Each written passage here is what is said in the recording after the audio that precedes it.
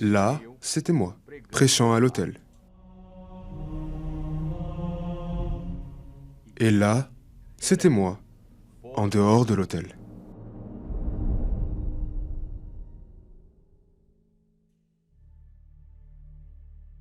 Je viens d'un berceau évangélique, mais mes parents se sont séparés quand j'étais encore très jeune.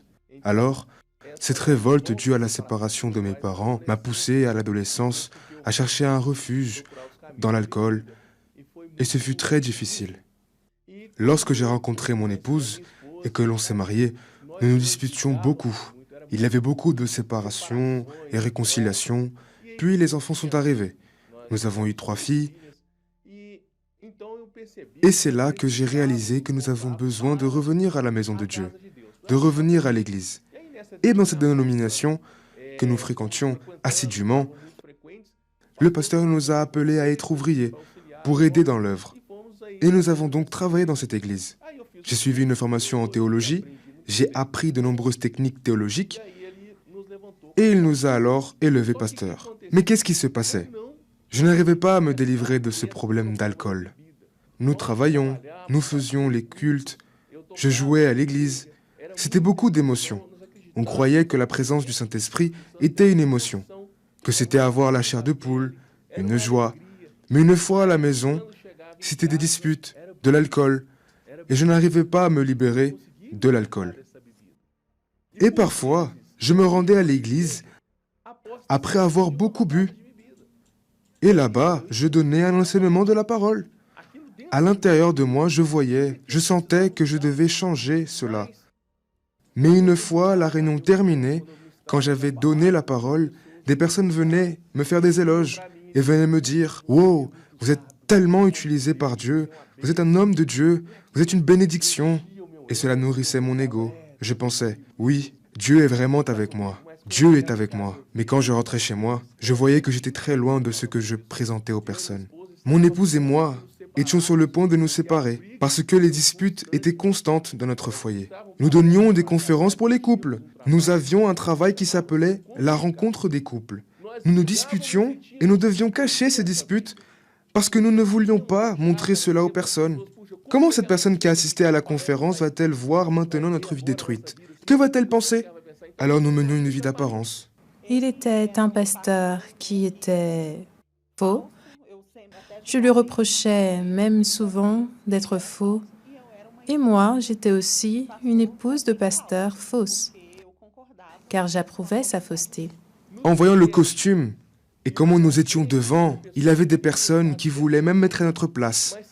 Mais si elles voyaient réellement ce qui se passait en coulisses, elles s'éloigneraient à des kilomètres de distance. Mais quand j'arrivais, en privé, c'était là que j'étais.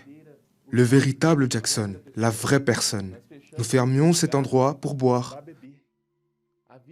Il avait des flirts avec des personnes, des trahisons, même en travaillant, même en étant là, en train de parler de la Bible.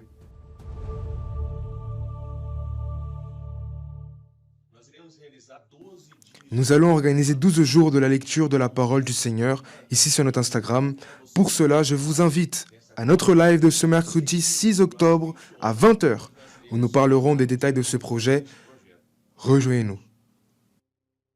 Et c'est ainsi que j'agissais. Toutes ces techniques théologiques, je l'appliquais. Et dans ce travail que je faisais sur Instagram, c'était toujours ainsi. J'appliquais des techniques théologiques, de la parole, etc. Mais en moi, il n'y avait aucune certitude du salut, parce que j'avais peur.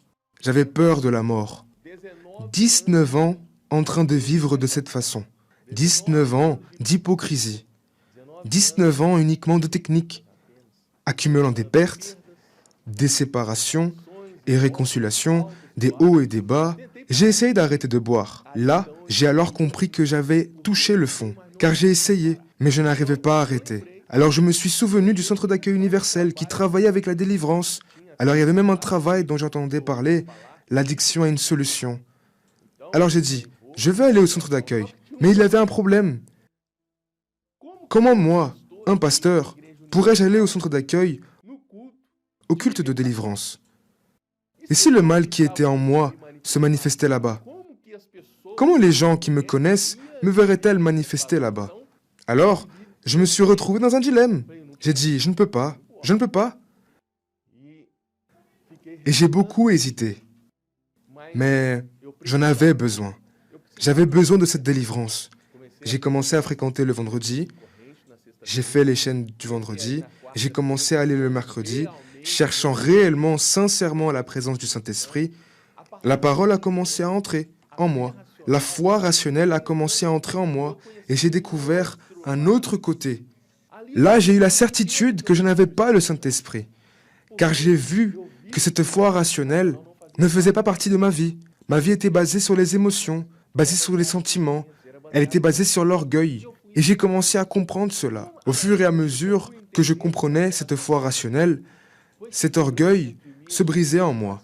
Ce cœur de pierre a été brisé.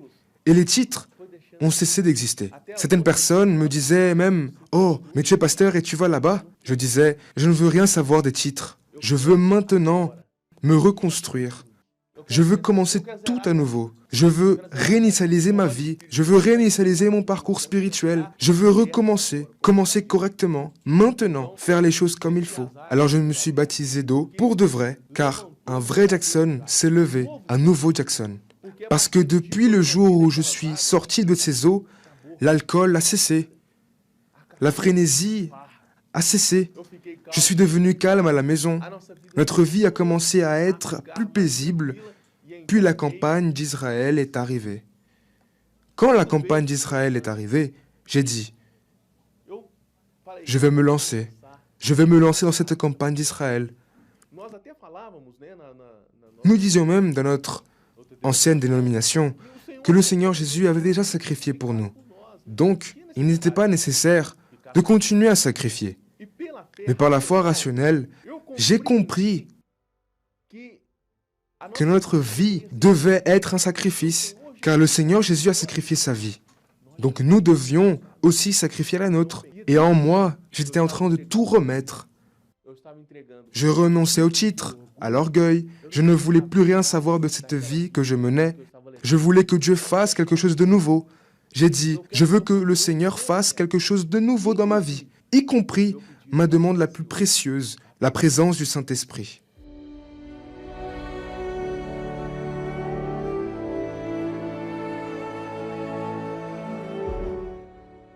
J'étais dans cette soif, cherchant, je veux le Saint-Esprit.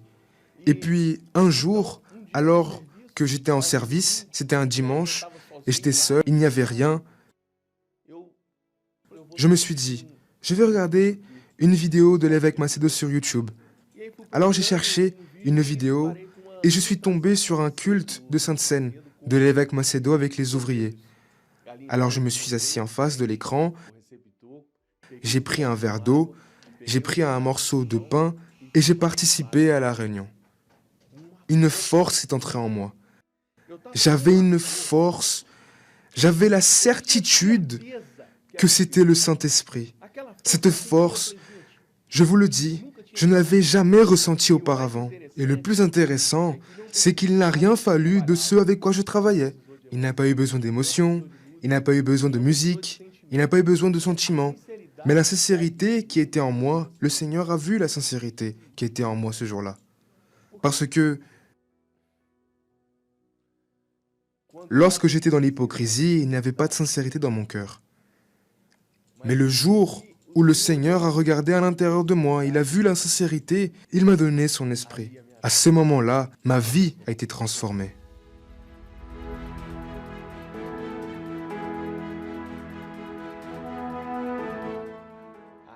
Il y a eu un tournant. Ensuite, ma femme a aussi reçu le Saint-Esprit. Mes filles sont venues. Elles ont vu la transformation. Je n'ai pas de mots pour décrire ce que le Saint-Esprit a fait, d'où il nous a sortis, où il nous a conduits aujourd'hui. Là où nous sommes aujourd'hui, c'est gratifiant et il est impossible de décrire le plaisir d'avoir le Saint-Esprit. Aujourd'hui, nous avons une boutique. Nous travaillons dans la décoration de fêtes. Le Saint-Esprit nous a conduits au centre de notre ville. Aujourd'hui, nous travaillons dans le groupe d'évangélisation. Nous aidons les personnes qui traversent des difficultés. Et cet homme qui ne se préoccupait pas des âmes, qui ne se préoccupait que des apparences. Aujourd'hui, je veux voir des personnes être transformées. Aujourd'hui, ma joie est de voir des personnes être transformées, comme je l'ai été par le Saint-Esprit.